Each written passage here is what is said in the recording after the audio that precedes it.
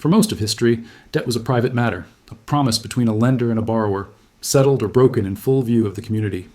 In the 20th century, that changed quietly and permanently. Debt stopped being personal and started shaping governments, currencies, and borders. This shift did not arrive with armies or declarations, but with contracts that outlived elections. How did debt evolve from a financial instrument into a lever of global power? By the end, you will understand how this mechanism works, step by step, across specific moments in history. You will also see what this transformation changed for states that issue money, for currencies that circulate globally, and for ordinary people living inside debt-based systems. This story moves across centuries, from early state finance to modern central banking, with each phase tightening the same structure. At a certain point, the system crosses a threshold where reversal becomes almost unthinkable without collapse. That moment did not look dramatic at the time, but it reshaped everything that followed.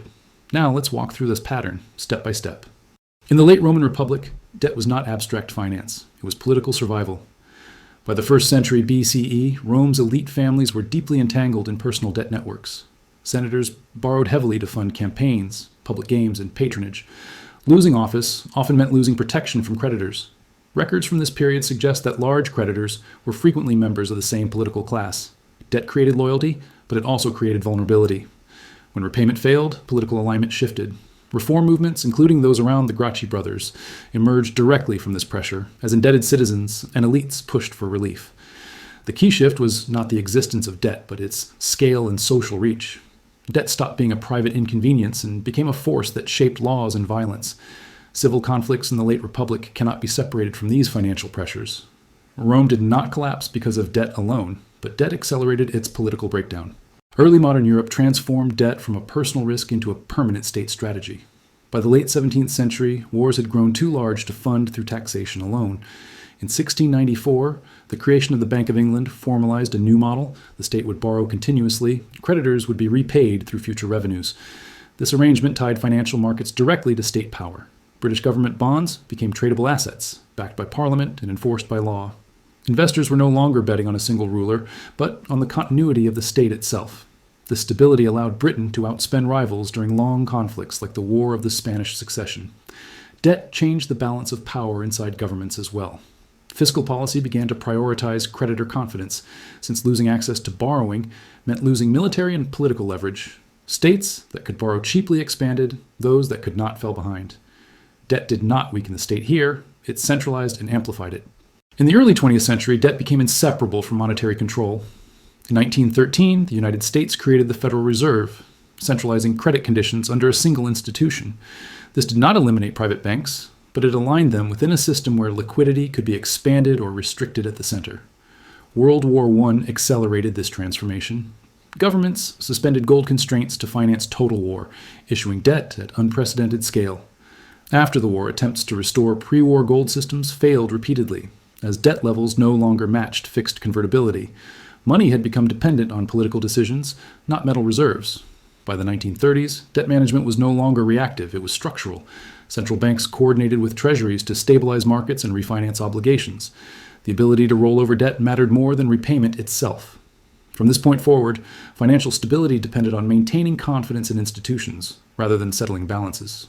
The end of World War II marked the moment when sovereign debt became an international instrument. In 1944, representatives from 44 countries met at the Bretton Woods Conference to design a new monetary order. The system fixed currencies to the US dollar and the dollar to gold, placing American debt markets at the center of global finance. Institutions created in this framework, including the International Monetary Fund and the World Bank, were designed to manage balance of payments stress through lending. In practice, access to this support came with conditions. Fiscal policy, exchange rates, and domestic priorities increasingly reflected external financing requirements rather than local political choice. This structure held as long as the dollar's gold link remained credible. When the United States suspended gold convertibility in 1971 under the Nixon administration, the constraint disappeared. From that point, global liquidity expanded through debt alone. Currencies survived not because they were redeemable, but because markets accepted the system as unavoidable.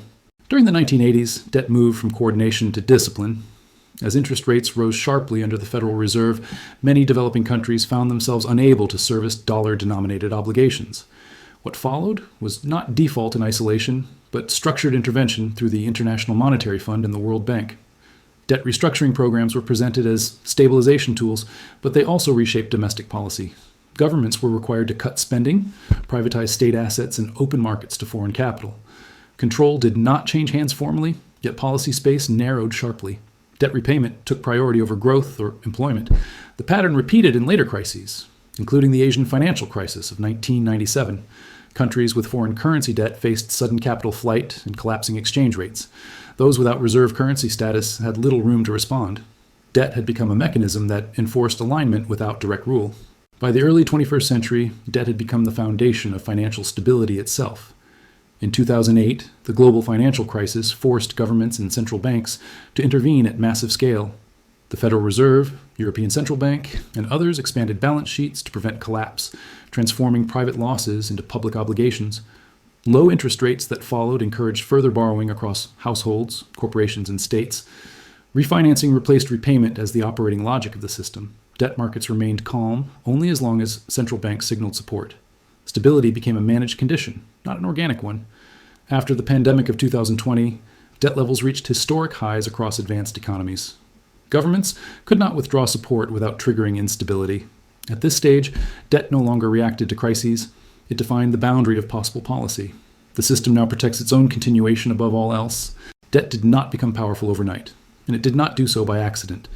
At each stage, it solved an immediate problem, funding wars, stabilizing markets, preventing collapse.